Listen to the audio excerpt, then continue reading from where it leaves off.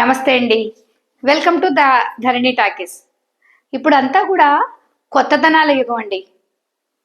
వాహనాల దగ్గర నుంచి వంట చేసే వస్తువుల దాకా ఎన్ని కొత్త వస్తున్నాయో మనం ఎన్ని ఊహించేస్తున్నాము, ఎన్ని వాడేస్తున్నాము కదా.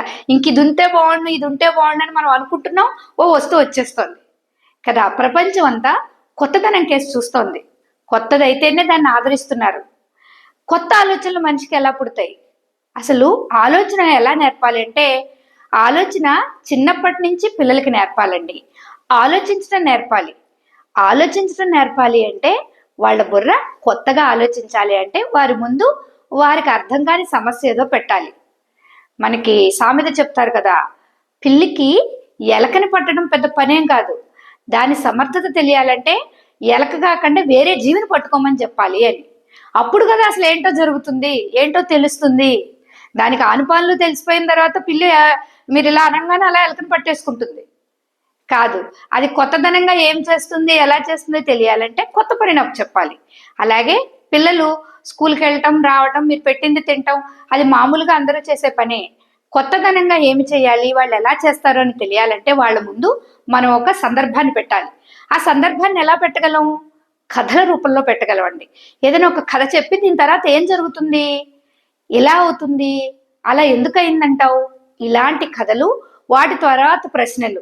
ఎప్పుడైతే పిల్లలకి ప్రశ్నలు, కథలు, వాటి జవాబులు వెతుక్కోవడం మనం నేర్పుతామో వారు చిన్నప్పటి నుంచి కొత్త తరంగా ఆలోచించడం నేర్చుకుంటారు. మనం ఆలోచన నేర్పినప్పుడు మాత్రమే, ఆ ఆలోచనతో మాత్రమే జీవితంలో వాళ్ళు ఏదైనా సాధించగలరు. 100 మంది చేసే పని తను చేస్తే ఇప్పుడు ఎవరికి ఎక్కడ అంగీకార యోగ్యం అవ్వట్లేదు. చూడండి, బోల్డ్ మంది ఉద్యోగాలు పోతున్నాయి, మాకు ఉద్యోగాలు లేదు అంటూ ఉన్నారు కదా. వాళ్ళ చదివిన చదువుకి తగ్గ ఉద్యోగం కానీ ఇంకో వ్యాపారం కానీ చేయాలంటే వాళ్ళల్లో సందర్భానుసారం వాళ్ళు ఆలోచించి నిర్ణయాలు తీసుకునే శక్తి కావాలి. ఆలోచించి నిర్ణయాలు తీసుకునే శక్తి, తొందరగా ఆలోచించగలిగే శక్తి ఎక్కడి నుంచి వస్తుందంటే చిన్ననాటి నుంచి మీరు ప్రశ్నించడం నేర్పితే.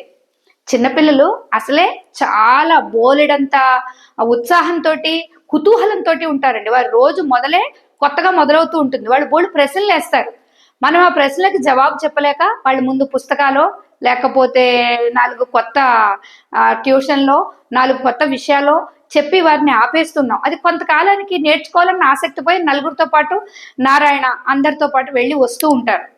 మనం మన పిల్లల్ని తెలివైన వారుగా, ప్రతిభావంతులుగా తయారు చేయడం ఎంత అవసరమో తెలివైన వారుగా కూడా తయారు చేయడం అంత అవసరం అండి.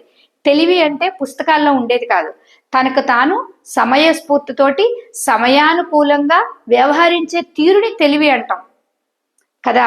ఈ తెలివి లేకపోతే ఎక్కడ ఎన్ని మార్కులు వచ్చినా ఎక్కడైనా కొంచెం నిలబడి సాధించడం కష్టమవుతూ ఉంటుంది.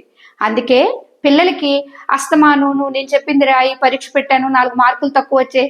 ఈ మధ్య మరీ ఎక్కువైపోయిందండి. 7 ఏళ్ల పిల్లల లోపు వాళ్ళకు కూడా పరీక్షలు ఈ మార్కులు అన్ని వచ్చాయి, ఆ మార్కులు ఎన్ని వచ్చాయి, ఇన్నొచ్చాయి. మార్కుల చుట్టూ ప్రపంచం. ఇప్పుడు సిబిఎస్ఈ పెద్దవాళ్ళకే పరీక్షలు ఆపేసి 4 మానేసి 2, 2 మానేసి 1 అని వాళ్ళు అంటుంటే మనం చిన్నపిల్లల్ని అంటే మనం ఇంకేమీ చెప్పలేక పరీక్షలు రాయిస్తున్నామా?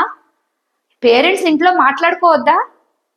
ఆలోచించండి. మీ పిల్లలు తెలివైన వాళ్ళగా తయారవ్వాలి, సమర్థులుగా తయారవ్వాలి.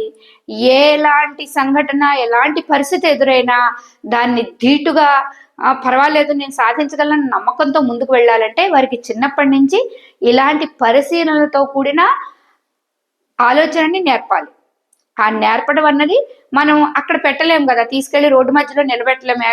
లారీని మీదకి వస్తే ఏం చేస్తావు అని చెప్పడానికి రోడ్డు మధ్యలో నిలబెట్టలేము. ఒక కథ చెప్పాలి.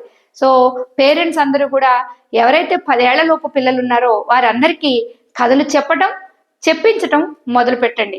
మాతృభాష అయితే ఇంకా అత్యద్భుతంగా వాళ్ళు చెప్పగలరు. వాళ్ళని ఆ విధంగా ప్రోత్సహిస్తే వాళ్ళకి ఆ తెలివి పెద్దయ్యాక ఉపయోగపడుతుంది. ఒకసారి ఆలోచించండి. Thank you.